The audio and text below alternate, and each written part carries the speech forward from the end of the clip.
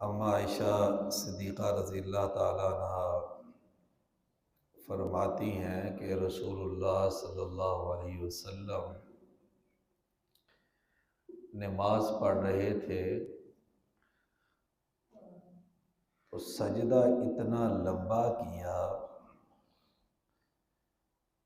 کہ مجھے خوف ہو گیا کہ آپ کا وصال مبارک ہو گیا ہے، آپ کا انتقال ہو گیا ہے۔ اتنا لمبا سجدہ کیا جو عمومی عادت کے خلاف تھا۔ مجھے اتنا خوف ہوا کہ میں نے حضور صلی اللہ علیہ وسلم کا انگوٹھا پکڑا اور اس انگوٹھے کو ہلا کے دیکھا کہ اللہ کے رسول صلی اللہ علیہ وسلم اس دنیا میں ہیں یا آپ تشریف لے گئے ہیں۔ جب آپ کا انگوٹھا مبارک ہلا تو مجھے یقین ہو گیا کہ آپ اسی دنیا میں ہیں۔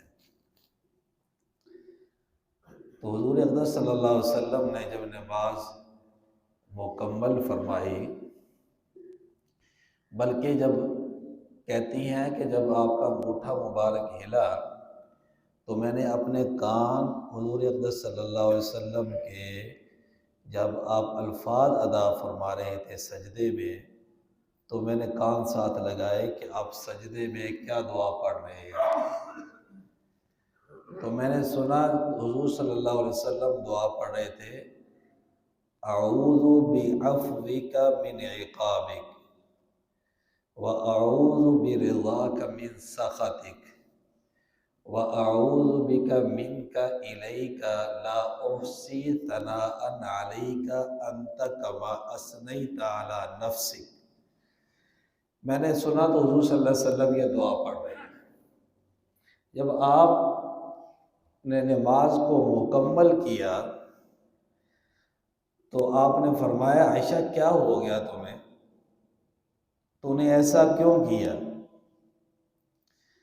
یا رسول اللہ مجھے تو خوف ہو گیا کہ آپ کا شاید انتقال ہو گیا، تو میں اس وجہ سے آپ کا انگوٹھا مبارک کو میں نے ہلایا۔ کہا عائشہ تمہیں معلوم نہیں ہے آج شعبان کی 15ویں رات ہے، اللہ اپنے بندوں پر نظر رحمت فرماتے ہیں اس رات کو، اور معافی چاہنے والوں کو اللہ معاف فرما دیتے ہیں۔ اللہ سے رحم کی اپیل کرنے والوں کو اللہ رحمت فرما دیتے ہیں، اور جو بغض رکھنے والے ہیں اللہ ان کو اپنے حال پہ چھوڑ دیتے ہیں۔ جو مانگتا ہے اس کو دے دیتے ہیں، اور جن کے دل میں کوئی بغض ہو، کینہ ہو، حسد ہو، اللہ ان کو ان کے حال پہ چھوڑ دیتے ہیں۔ دوسری روایت میں یہ آتا ہے، اب عائشہ کہتی ہیں کہ حضور اقدس صلی اللہ علیہ وسلم نے فرمایا کہ جبرائیل میرے پاس آئے اور انہوں نے آ کر کہا کہ اللہ یہ فرماتے ہیں کہ آج کی رات شعبان کی 15ویں، جو آج 12 شعبان ہے، کل 13 ہے، پرسوں 14 ہے، تو وہ 15ویں رات ہو جائے گی، اتوار کی رات۔ اس رات کو اللہ قبیلہ کلب کی بکریوں کے بالوں کے برابر دوزخیوں کو اللہ دوزخ سے آزاد فرما دیتے ہیں۔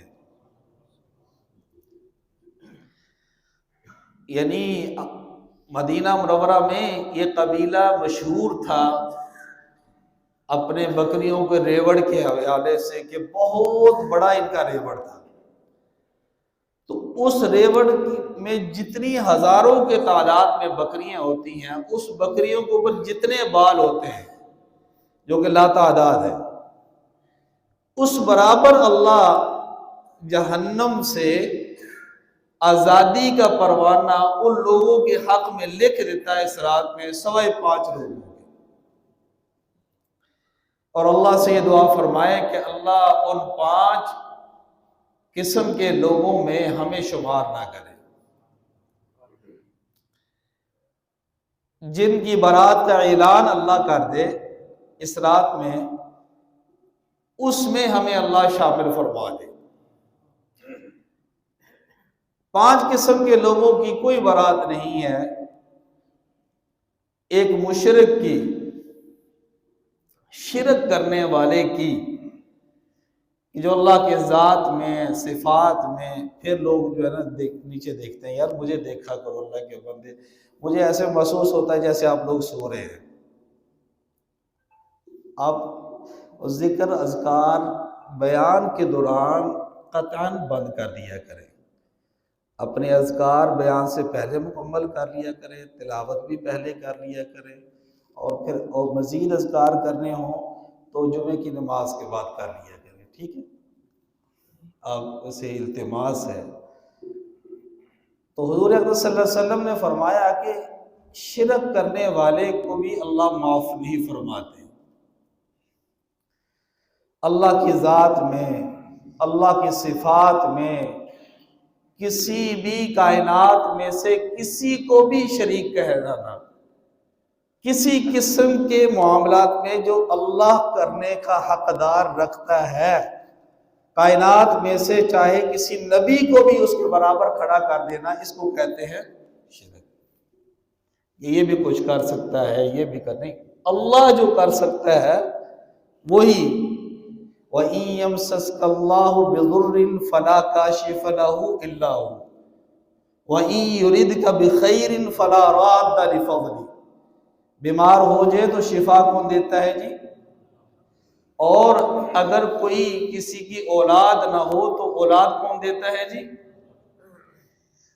اور اگر کوئی تنگ دست ہو اس کو مالدار کون کرتا ہے؟ ان تمام چیزوں میں جب یہ آ جائیں، اس کی نسبت اللہ کے علاوہ کسی اور کی طرف کر دینا، اس کو کیا کہتے ہیں جی؟ شرک۔ تمام گناہوں کی معافی ہو سکتی ہے۔ ان اللہ لا یغفر ان یشرک بہ ویغفر ما دون ذلک لمن یشاء۔ 2 سے 3 مقامات میں قرآن پاک میں آتا ہے تمام گناہوں کی معافی ہے، لیکن ایک گناہ ایسا ہے اس کی کوئی معافی نہیں ہے۔ اگر آپ نے حج بھی کیے، آپ نے تمام خیر کے کام بھی کیے، آپ نے نمازیں بھی پڑھی، آپ نے سارے کام کیے، لیکن ان تمام چیزوں کے ساتھ ساتھ ہلکا سا بھی شرک کا شائبہ ہو گیا تو اس کی مثال ایسے ہے کہ جیسے دودھ کا بہت بڑا ٹب ہو، بہت بڑا دودھ کا ڈرم ہو، اور اس میں کچھ تھوڑے سے پیشاب کے قطرے آپ ڈال دیں، جیسے وہ پینے کے قابل نہیں، استعمال کے قابل نہیں، ایسے ہی انسان کی ساری عبادتیں زندگی کی راکھ ہو جائیں گی اگر اس میں شرک کا کوئی شائبہ پایا گیا۔ جب بھی خیر ملے، جب بھی فراوانی آئے، جب بھی کوئی اچھی چیز نظر آئے تو اس کی نسبت کدھر کرنی ہے؟ اللہ۔ صحت بھی وہی دیتا ہے، بیماری بھی وہی دیتا ہے، اولاد بھی وہی دیتا ہے، کسی کو نہیں دیتا تب بھی وہ۔ اور یجعل من یشاء عقیما، قرآن کہتا ہے یہب لمن یشاء اناثا ویہب لمن یشاء الذکور، کسی کو بچے دے دے، کسی کو بیٹی دے دے، کسی کو کچھ بھی نہ دے، وہ اس کا اختیار ہے، انہ علیم قدیر ہے وہ۔ تو ایک تو اس رات میں اگر کوئی معافی مانگتا رہے، کرتا رہے، لیکن وہ شرک بھی کرے تو اللہ اس کو طرف نظر رحمت نہیں فرمائے۔ اور دوسرا والدین کا نافرمان، عقوق الوالدین۔ یا رسول اللہ احق الوالدین علی ولدہما، آپ ایک صحابی نے پوچھا یا رسول اللہ والدین کا حق اولاد پر کیا ہے؟ حق الوالدین علی ولدہما، تو آپ نے فرمایا ہما جنتک و نارک، تمہارے والدین تمہاری جنت بھی ہیں، تمہاری دوزخ بھی ہے، تمہاری مرضی ہے کہ تم ان کو جنت بنا لو، تمہاری مرضی ہے کہ ان کی نافرمانی کر کے آخرت میں دوزخ کر۔ اس لیے ایک صحابی نے کہا یا رسول اللہ، حسن سلوک کا سب سے زیادہ مستحق کون ہے، سب سے زیادہ پیار کے قابل کون ہے جس کے ساتھ میں حسن سلوک کروں؟ آپ نے فرمایا تیری ماں۔ پھر پوچھا یا رسول اللہ سب سے زیادہ حسن سلوک کے لائق کون ہے؟ آپ نے فرمایا تیری ماں۔ پھر پوچھا یا رسول اللہ حسن سلوک کے سب سے زیادہ لائق کون ہے؟ آپ نے فرمایا تیری ماں۔ پھر چوتھی دفعہ صحابی نے پوچھا یا رسول اللہ حسن سلوک کے سب سے زیادہ لائق کون ہے؟ چوتھی دفعہ آپ نے جا کر فرمایا کہ تیرا والد ہے۔ اس لیے حضور صلی اللہ علیہ وسلم نے فرمایا کہ رضا الوالد رضا ربی علی رضا الوالد، رب کی رضا، اللہ کی رضا والد کی رضا پر منحصر ہے۔ وسخط الربی فی سخط الوالد، اللہ کی نافرمانی والد کی نافرمانی پر منحصر ہے۔ اگر اللہ کو راضی کرنا چاہتے ہو تو اپنے ماں باپ کی خدمت کرو، والد کو راضی کرو۔ ایک صحابی آئے، یا رسول اللہ صلی اللہ علیہ وسلم میں جہاد میں جانا چاہتا ہوں اور آپ سے مشورہ کرنے کے لیے آپ کی خدمت میں حاضر ہوا ہوں۔ تو حضور صلی اللہ علیہ وسلم نے فرمایا کیا تمہاری والدہ زندہ ہے؟ کہا یا رسول اللہ ہاں زندہ۔ آپ فرمایا الجنت تحت علی رجلہا، تو کہاں جا رہا ہے؟ جنت تو ماں کے قدموں کے نیچے ہے۔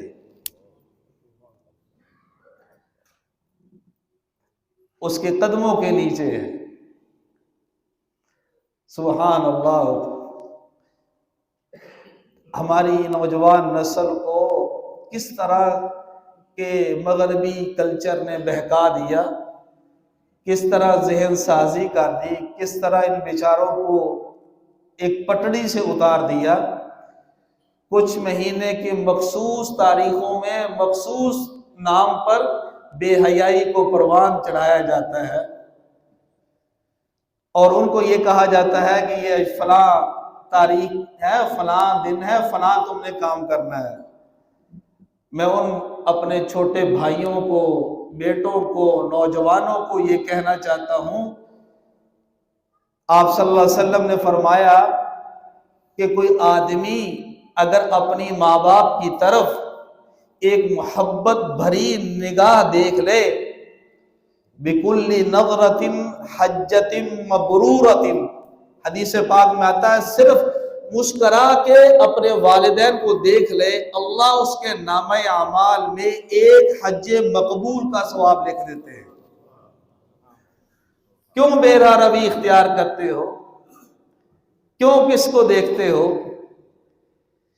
اپنے والدین کے علاوہ، اپنے بہن بھائیوں کے علاوہ، اپنے محرم رشتوں کے علاوہ اللہ یہ کہتا ہے قُلْ لِلْمُؤْمِنِينَ يَغُضُّوا مِنْ أَبْصَارِهِمْ وَيَحْفَظُوا فُرُوجَهُمْ، یہ نگاہیں تمہارے محرم رشتوں کے علاوہ نہ اٹھیں۔ یہی قدغن لگا دی، یہی باڑ لگا دی، یہی بند کر دیا شریعت نے کہ تمہاری یہ نگاہیں صرف محرم رشتوں کو دیکھیں، والدین کو دیکھیں، بہن بھائیوں کو دیکھیں، خالہ کو دیکھیں، پھوپھی کو دیکھیں، ماموں کو دیکھیں، یہ محرم رشتوں کو صرف دیکھیں۔ جہاں محرم نہیں ہے وہاں قرآن یہ کہتا ہے قُلْ لِلْمُؤْمِنِينَ يَغُضُّوا مِنْ أَبْصَارِهِمْ، جھکا دو نظریں۔ بڑے بڑے سمجھدار لوگ ہوتے ہیں، بڑے بڑے عجیب لوگ ہوتے ہیں، اور ہماری معاشرے میں یہ ایسی بے حیائی پھیل چکی ہے۔ کیوں کہا گیا حدیث پاک میں کہ عورتیں شیطان کی رسیاں ہوتی ہیں؟ میرے اور آپ کے آقا صلی اللہ علیہ وسلم دن ڈھل رہا تھا، ازواج مطہرات میں سے کسی ایک بیوی کے ساتھ باہر نکلے، ایک صحابی نے نہ چاہتے ہوئے نہ جانے ہوئے ویسے ہلکی سی نظر پڑی تو انہوں نے فوراً نظر چھیڑی، تو حضور اکرم صلی اللہ علیہ وسلم نے فوراً کہ اس صحابی کے دل میں کوئی بات نہ ہے، قربان جائے وہ شخصیت کہ جہاں شریعت نکلتی ہے وہیں ختم ہوتی ہے، لیغفر لک اللہ ما تقدم من ذنبک وما تأخر، جس کے برکت سے ہم نے جنت میں جانا ہے۔ اس شخصیت نے یہ صحابی کو کہا، او بھائی یہ میری بیوی ہے، یہ میری بیوی ہے۔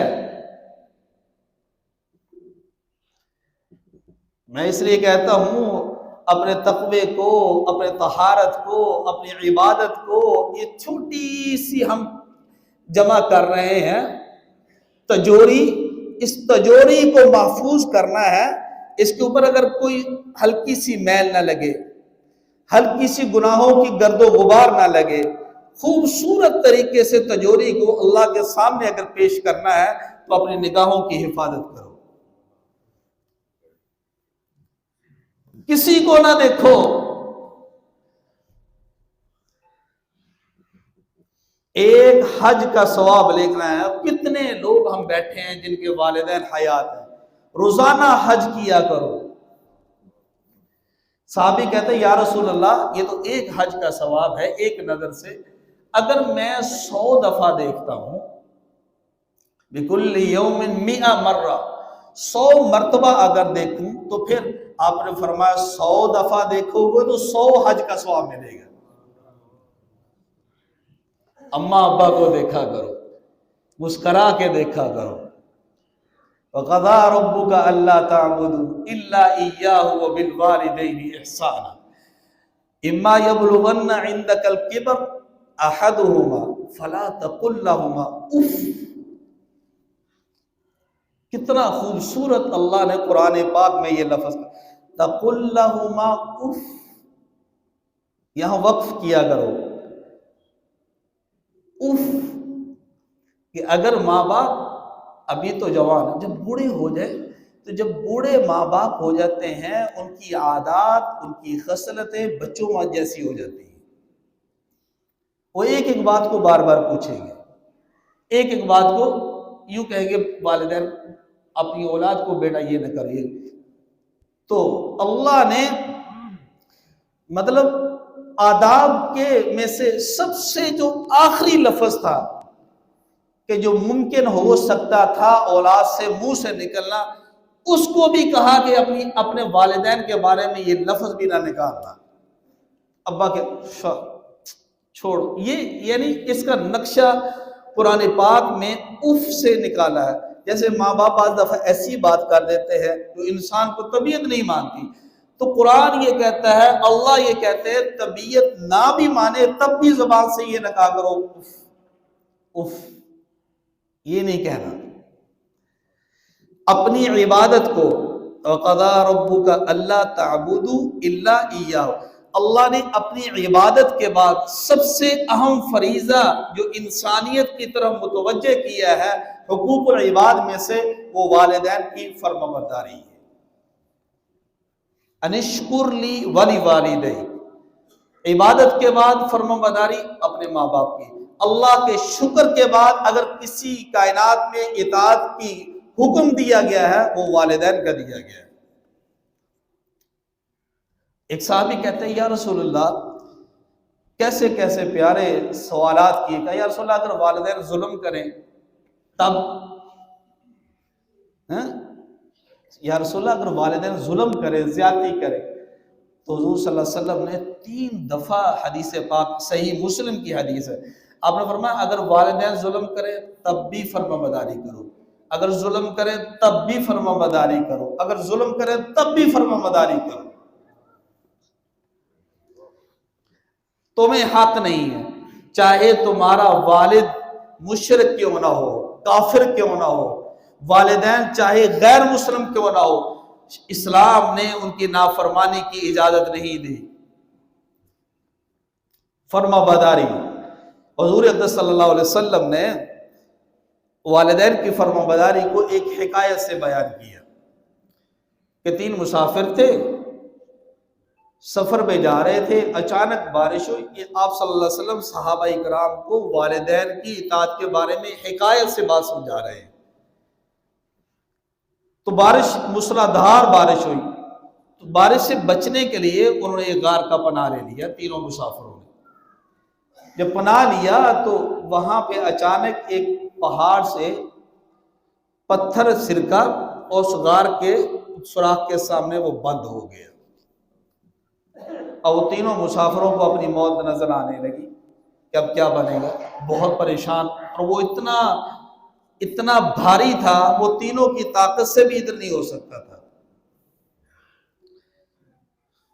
وہ تینوں مسافر اللہ کی طرف متوجہ ہوئے اور کہا کہ چلو اب سوچو زندگی کا کوئی اچھا کام اگر ہے کیا ہے، اس اچھے کام کو اللہ کے سامنے پیش کرتے ہیں کہ یا اللہ اس کی لاج رکھ اور اس پتھر کو سائڈ پہ کر دے۔ تو ایک مسافر نے کہا کہ یار اے اللہ، تو جانتا ہے میں بکری کو چرواہا ہوں، بکریاں چراتا ہوں، میرا ذریعہ معاش بھی یہی ہے، اور اس کے ذریعے سے اپنے بچوں کا پیٹ پالتا ہوں، اور جب بکریاں چرا کر واپس آتا ہوں تو سب سے پہلے ان کا دودھ دھو کر اپنے والدین کو پلاتا ہوں۔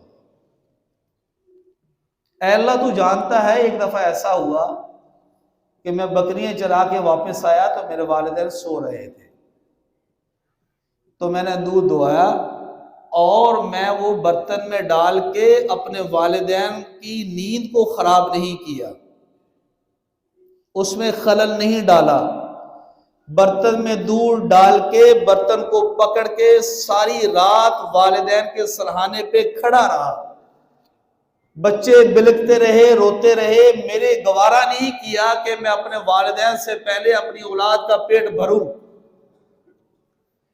اے اللہ تو جانتا ہے یہ صرف تیری رضا کے لیے کام کیا تھا۔ ساری رات کھڑا رہا، جب میرے والدین اٹھے انہوں نے دودھ پیا، اس کے بعد میں نے اپنی اولاد کو پلایا۔ اے اللہ یہ عمل صرف تیری رضا کے لیے کیا تھا۔ حدیث پاک میں آتا ہے اتنا لفظ کہنا ہی تھا، پتھر اپنے وہ سوراخ سے سرکا اور اس کا راستہ بن گیا۔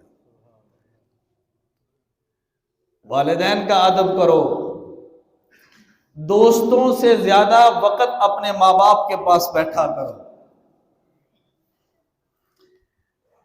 ان کی اطاعت کیا کرو۔ آپ محدث ہو، آپ مفسر ہو، آپ مولوی ہو، آپ حافظ ہو، آپ قاری ہو، آپ تاجر ہو، آپ حاجی ہو، آپ چودھری ہو، آپ جو کچھ بھی ہو، لیکن اپنے ماں باپ کے تم بیٹے ہو، ان کے سامنے بیٹے۔ وَاخْفِضْ لَهُمَا، قرآن وَاخْفِضْ لَهُمَا جَنَاحَ الذُّلِّ، بڑی خوبصورت تشبیہ دی ہے۔ جیسے کوئی شکاری شکار کرتا ہے نا پرندے کا، تو جب اس کو نشانہ مارتا ہے وہ زخمی ہو کر نیچے پھڑکڑاتا ہوا زمین پہ گر جاتا ہے، اور لاچاری کے عالم میں اپنے زبان حال سے یہ کہہ رہا ہوتا ہے اب تمہاری مرضی ہے، تکہ بناؤ، بوٹی بناؤ، کباب بناؤ، چھری چلاؤ، میرے پر ایسے ذلت امیز تمہارے سامنے بکھرے ہوئے ہیں۔ تو قرآن کہتا ہے وَاخْفِضْ لَهُمَا جَنَاحَ الذُّلِّ، اپنے ماں باپ کے سامنے بکھر کے ایسے پڑے رہا کرو، ماں باپ کے سامنے ایسے سر اٹھا کر بھی نہ بیٹھا کرو۔ وَاخْفِضْ لَهُمَا جَنَاحَ الذُّلِّ مِنَ الرَّحْمَةِ وَقُلْ رَبِّ ارْحَمْهُمَا كَمَا رَبَّيَانِي صَغِيرًا۔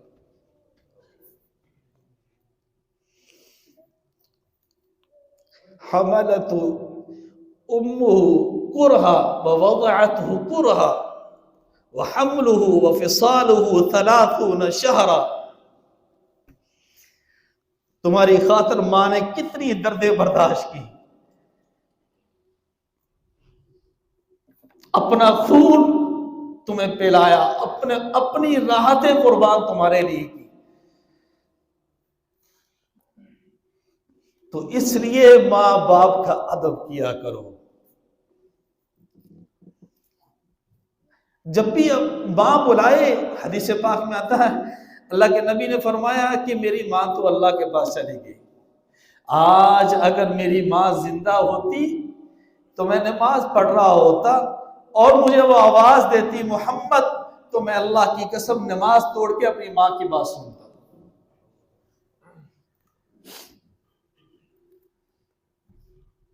ایسے خواہ ہم ہر سال، وہ تمہارے گھر میں بیت اللہ ہے، تمہارے گھر میں سب کچھ ہے، ان کو نظریں بھر کے جی بھر کے دیکھا کرو۔ اس لیے اس رات میں چاہے جتنا بڑا بندہ ہو، والدین کا نافرمان نہیں بخشا جائے گا۔ صاحب بھی کہتے ہیں یا رسول اللہ میں اپنے والدین کی خدمت نہیں کر سکا، وہ اللہ کے پاس چلے گئے، میں کیا کروں؟ تو آپ نے فرمایا ان کے حق میں روزانہ دعا کیا کرو، ربنا اغفر لی ولوالدی وللمؤمنین یوم یقوم الحساب، ربنا اغفر لی ولوالدی ولمن دخل بیتی مؤمنا وللمؤمنین والمؤمنات رب ارحمہما کما رب، دعا کیا کرو، اتنی دعا کرو، اتنی دعا کرو، رو دھو کے اللہ تمہیں قیامت کے دن فرمانبرداروں میں اٹھا لے گا۔ اور والدین کے دوستوں کی بھی تعظیم کیا کرو۔ جب والد دنیا سے چلا جائے تو معلوم ہونا کہ یہ میرے ابا کا دوست ہے، یہ میری اماں کے ملنے والی عورت ہے، تو ان کی تعظیم ایسے ہی کرو جیسے والدین کی کرتے تھے۔ اور تیسرا شخص حضور اکرم صلی اللہ علیہ وسلم نے فرمایا کہ شراب پینے والا شخص بھی اس رات میں کوئی بخشش نہیں ہو سکتی۔ یمن کے ایک شخص آئے، یا رسول اللہ ہم گندم سے کچھ چیز سک کر کے بناتے ہیں اور وہ پیتے ہیں، کیا یہ چیز حرام ہے؟ جیسے آج کے دور کے لوگ مختلف نام رکھ کر اور ان کو پی لیتے ہیں، اور یہ کہا جاتا ہے مولوی صاحب ایک نہیں شراب ہے، یا رسول اللہ ہم پیتے ہیں۔ آپ نے فرمایا کیا وہ چیز نشہ دیتی ہے؟ تو کہا یا رسول اللہ ہاں نشہ دیتی ہے۔ آپ نے فرمایا کل مسکر حرام، ہر وہ چیز جو نشہ دے وہ حرام ہے۔ جو نشہ، ایک شراب کا گھونٹ بھی پی لے 40 روز تک اس کی کوئی عبادت قبول نہیں ہے۔ کیا قیامت کا زمانہ آ گیا کہ بیچنے والے غیر مسلم، پینے والے مسلمان، لعن اللہ الخمر شاربها وساقيها وبائعها ومتبائعها وحاملها والمحمولة الیہ، اللہ نے شراب پینے والے پر بھی لعنت فرمائی، شراب پلانے والے پر بھی لعنت فرمائی، شراب بیچنے والے پر بھی لعنت فرمائی، شراب خریدنے والے پر بھی لعنت فرمائی، اور شراب کو بنانے والے پر بھی لعنت فرمائی، اور بنوانے والے پر بھی لعنت فرمائی، وحاملها، شراب کو اٹھا کر لے جانے والے پر بھی لعنت فرمائی، اور جس طرف شراب لے کے جا رہا ہے اس میں بھی لعنت فرمائی ہے۔ کل مسکر حرام، کوئی بھی نشہ آور چیز ہو وہ حرام ہے۔ اپنی اولادوں کو بچاؤ۔ میں اپنے چھوٹے چھوٹے یہ بچوں کو، چھوٹے چھوٹے نوجوان نسلوں کو کہنا چاہتا ہوں، آج کل ایک گندا ایک اور چیز کے نام سے مارکیٹ میں چیز آئی ہوئی ہے، اور پھر یہ بیچارے نوجوان نسل ان کو پینا شروع کر دیا، پتہ نہیں اس کا کیا نام ہے، وہ پیتے ہیں اور وہ بنیاد ہوتی ہے پھر آگے مزید نشہ کرنے کی۔ اس لیے اللہ کے گھر میں بیٹھے ہیں، بیٹھے بیٹھے ہی توبہ کر لیں کہ اللہ نہیں۔ اور تیسرا آپ نے فرمایا کینہ پرور، جو دل میں کینہ رکھتا ہو، بغض رکھتا ہو، حسد رکھتا ہو کسی کے بارے میں بھی، اس کی کوئی بخشش نہیں ہے۔ سوموار اور جمعرات کو جنت کے دروازوں کو کھول دیا جاتا ہے، اعلان ہوتا ہے داخلے کا۔ 2 شخصوں کے بارے میں کوئی داخلے کا اعلان نہیں ہوتا، ایک مشرک اور ایک کینہ پرور، یہاں تک کہ وہ صلح کر لے۔ خواہ مخواہ دلوں میں چھوٹی چھوٹی باتوں پہ کینہ پال لیتے ہیں۔ کسی کی عزت کو ہم نہیں دیکھ سکتے، کسی کے مال کو نہیں دیکھ سکتے، کسی کے حسن و جمال کو نہیں دیکھ سکتے، تو خواہ مخواہ عداوت پالنا شروع کر دیتے ہیں۔ تو اپنا احتساب ہم بیٹھے بیٹھے ہی کریں کہ ہمیں شرک سے بھی بچنا ہے، ہمیں والدین کی نافرمانی سے بھی بچنا ہے، ہمیں اس شراب والے گناہ سے بھی بچنا ہے، اور ہمیں اس کینہ اور بغض رکھنے والے گناہ سے بھی بچنا ہے۔ آپ صلی اللہ علیہ وسلم کے پاس ایک شخص آیا کہ یا رسول اللہ، سب سے زیادہ حق والدین کے بارے میں اولاد پر کیا ہے؟ کیوں کہا گیا کہ الوالد اوسط ابواب الجنہ، والد جنت کا دروازہ ہے، والد جنت کا دروازہ ہے۔ آپ نے فرمایا چاہے تو اس کی حفاظت کر لے، چاہے اس کو ضائع کر دے، دروازہ کھلے گا تو آپ جنت میں جا سکو گے۔ اپنے والد کی نافرمانی سے بچیں۔ جب بھی والد بلائے، دیکھیں اللہ کے نبی صلی اللہ علیہ وسلم فرمایا کہ آواز لگائے تو میں نماز توڑ دوں اماں کے کہنے پہ۔ والد جب بھی بلائے یہ نہ کہا کرو اچھا جی ابا جی میں آتا ہوں، ہر چیز قربان کر دو، چھوڑ دو، بھاگ کھڑے ہو کہ میرے ابا نے بلا لیا ہے۔ اور یہ یاد رکھنا کچھ گناہ ہیں جس کی سزا اللہ آخرت میں دے گا۔ والدین کی نافرمانی کا گناہ ایک ایسا ہے اللہ اس کی سزا دنیا میں ہی دے دیتا ہے۔ اور اس رات میں کوئی مخصوص عبادت نہیں ہے کہ اتنے نفل پڑھنے، اتنے یہ کرنا، اتنا فلاں کرنا، کوئی حدیث پاک میں واضح طور پر کوئی مخصوص عبادت کا ذکر نہیں ہے۔ آپ چاہیں نفل پڑھیں، آپ چاہیں تلاوت کریں، آپ چاہیں گریہ زاری کریں، آپ چاہیں دعا مانگیں، آپ چاہیں تسبیحات کریں، آپ جو چاہیں آپ کرتے رہیں، اللہ سے مانگتے رہیں، اپنے گناہوں کی معافی مانگتے رہیں، اور لمبے لمبے سجدے کریں، لمبی لمبی دعائیں کریں، لیکن کوئی مخصوص طریقے کے ساتھ، مخصوص حیت کے ساتھ، مخصوص انداز کے ساتھ کوئی عبادت نہیں۔